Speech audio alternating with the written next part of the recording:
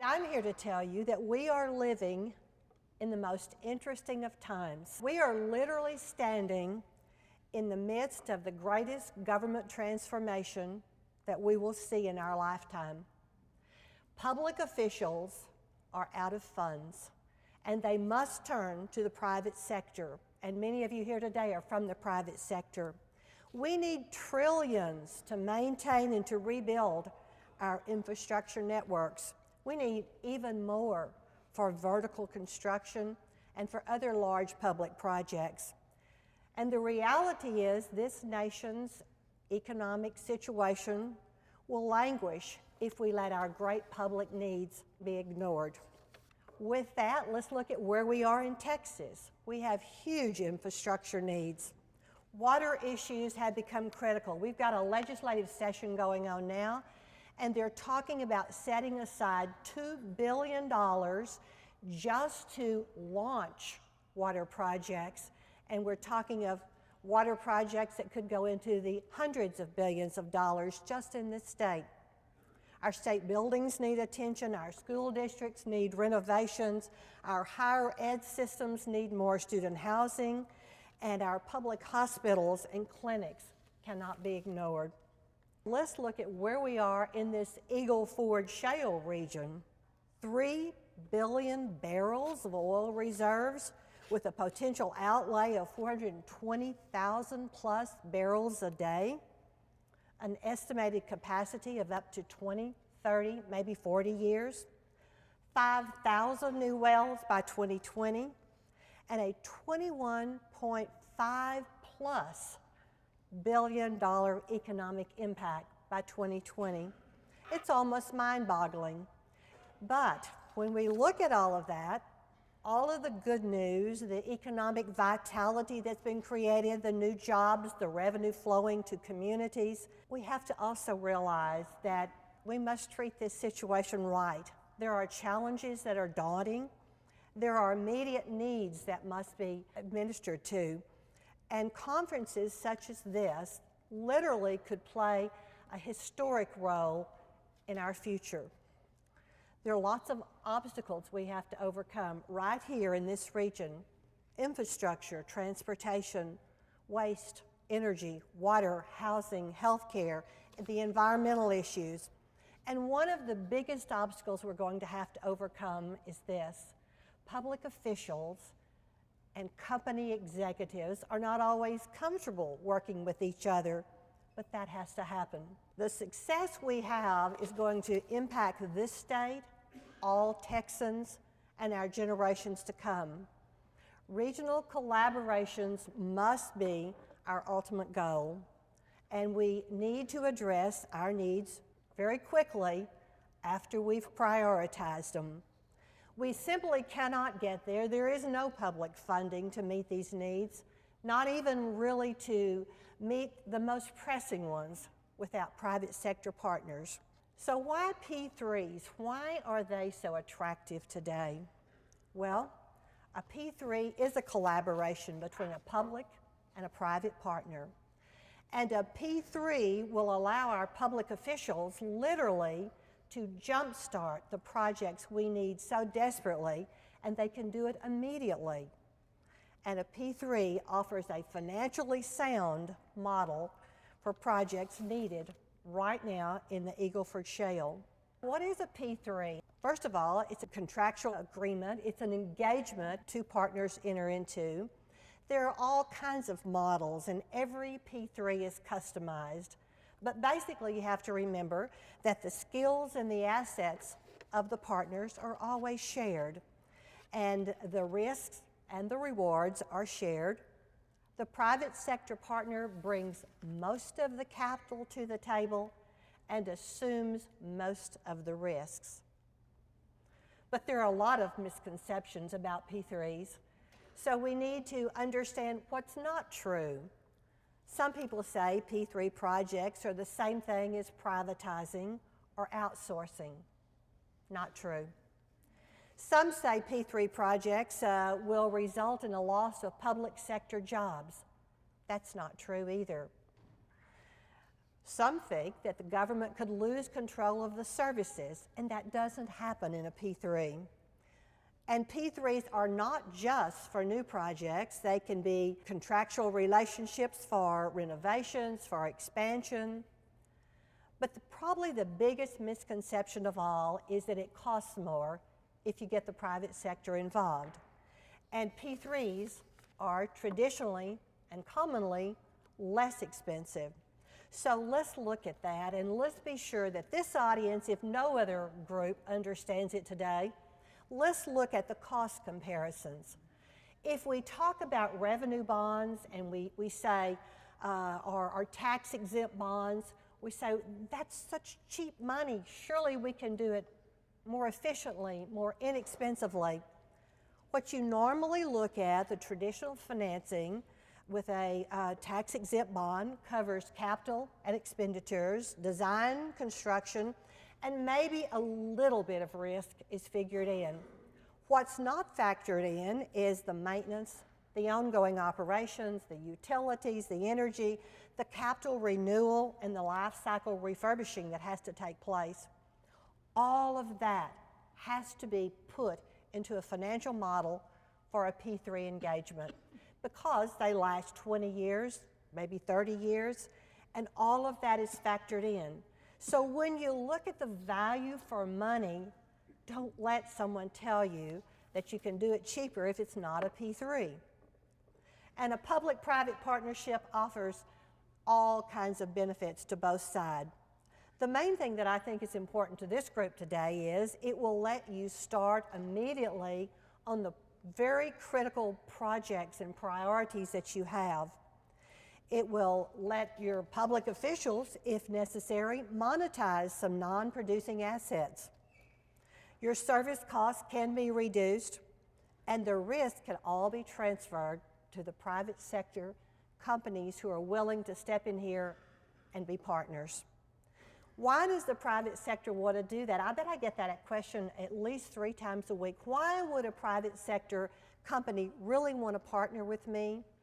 Well, if you think about it, it's very, very clear. First of all, they like partnering with a long-time, trusted, credible partner, and government is that. And these projects are critical needs projects. They are large projects, so there's lots of opportunities. And they can use their expertise and feel like and know they are contributing to the overall good of their homeland. So then we come to the really important point. Why are you so important?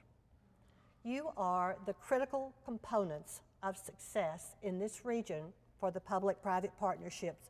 You understand the needs, you care about the outcome.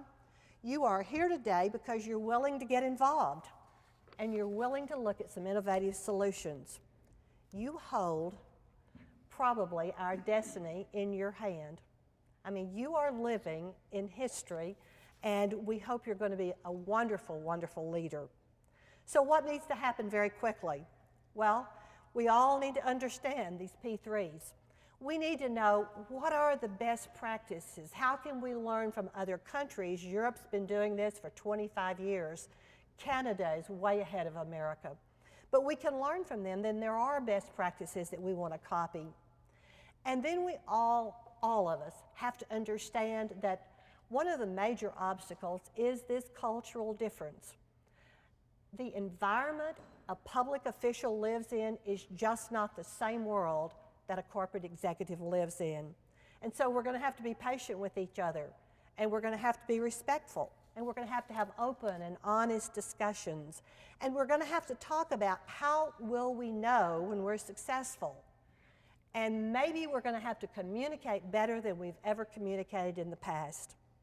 But finally, we have to factor in the political nature.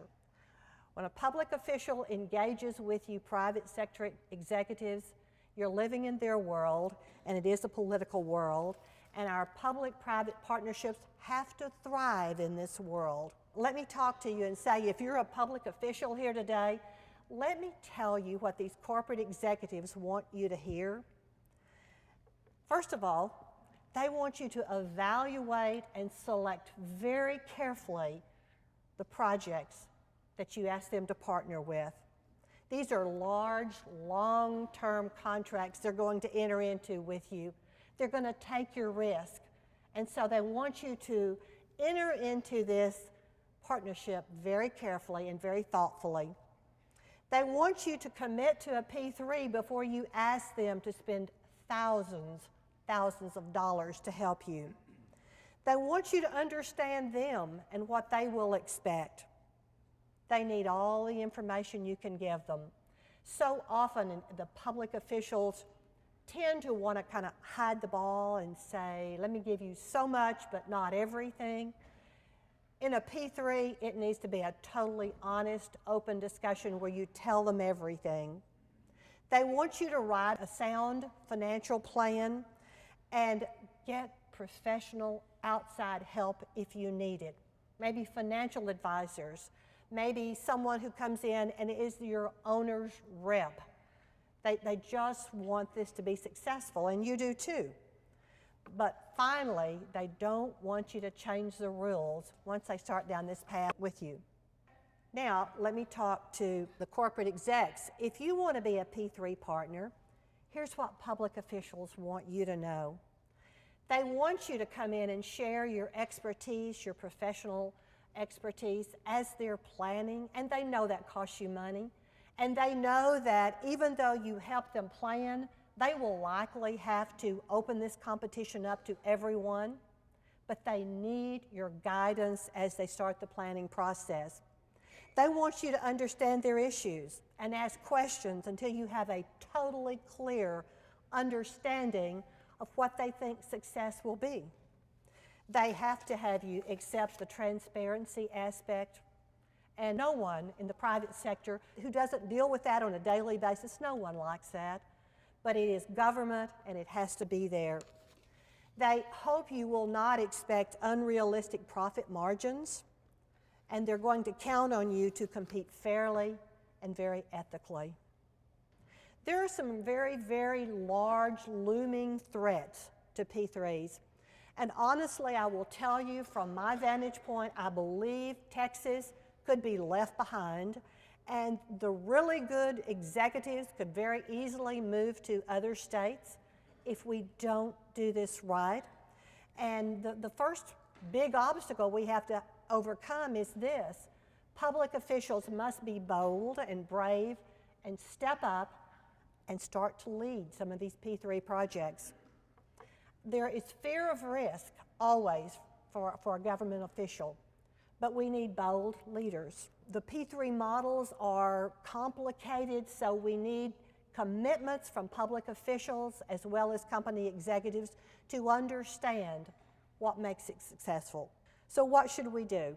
I would hope that you would commit to educate others about public-private partnerships, that you would share success stories, that you would share your subject matter expertise, and that you would engage the public. And that's your own legislators, your own media, wherever your hometown is, that you would be patient, that you would become an advocate, and that you would make a commitment to overcome the cultural differences, which are definitely there. We have everything to gain. Government can move forward immediately on critical projects. Private capital can get an ROI that is fair. Jobs can be created. Our economy will be stimulated. Industry expertise will no doubt allow us to provide better government services. And government will benefit from innovation and creativity and new revenue and mostly the completion of much needed projects.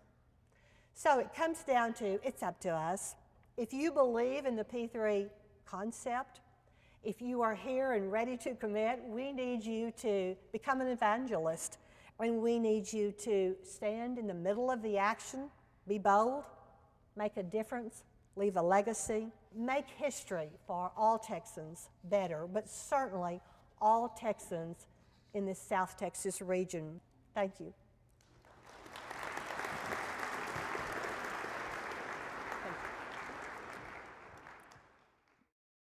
It was a very receptive audience. This is a great group. Everyone here is committed to changing history in the state of Texas, and I suspect we're going to see a lot of good things come out of this conference.